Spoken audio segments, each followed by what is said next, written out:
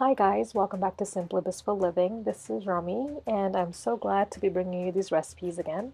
Today I'm sharing a very easy din mutton recipe. This is a classic Fiji recipe. This is my version without the masala. So the ingredients are very simple. Of course, you're going to need din mutton of your choice or corned mutton. You're going to need garlic, ginger, peppers, onion, tomatoes or tomato paste, oil, and then salt to taste. We're going to start off on medium to medium high heat, and then we're going to go in with our oil. So I recommend not starting off with a lot of oil. Here I'm just using about a tablespoon and a half because, as you know, din mutton has a lot of fat. If you start off with a lot of oil, it ends up just being very, very oily. If you like it like that, that's fine.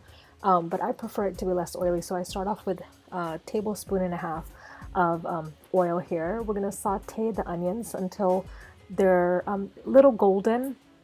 Now, depending on the onions you use, so here I'm just using a yellow onion. Sometimes the onions do get a little sweet, so after you've sauteed them, so if you notice that your dishes are coming out sweet, you might want to change up the onions.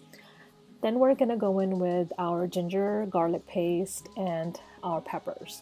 Now, if you can handle spicy food, if you can handle the heat, I highly recommend making this a little spicy because din mutton is a little on the fatty side. It really helps with the fattiness.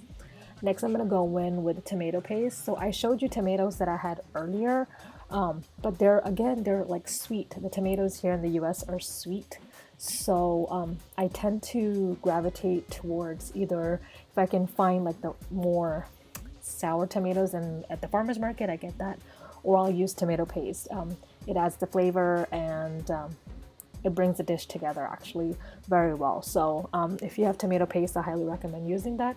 Then we're going to go in our din mutton and our salt. Another pointer here, do not add a lot of salt.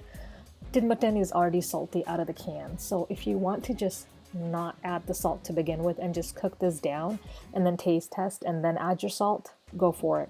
I added just a little bit and it was actually perfect, thankfully, because if I would have ended up using the entire amount, it would have been too salty.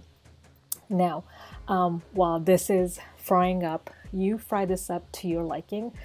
I like mine a little bit on the crispy side, so I let it saute, fry until it starts sticking to the bottom. Then I just scrape the bottom, bring it all together, and that's it. If you are looking to reduce the fat content or the fattiness of din mutton, what you can do is put the whole can unopened in some hot water for 5 to 10 minutes before you start cooking. Drain off the fat before the cooking process, and that'll help. But starting off with like a tablespoon and a half of oil, as you can see here, I haven't drained any of the oil or fat out. It is perfectly fine. It's not dripping in oil. I love to have mine with some roti. That's how I had it when I made it this time. I made cassava flour roti and cucumbers and some mircha on the side. It's also great with dal rice, and it's good by itself too.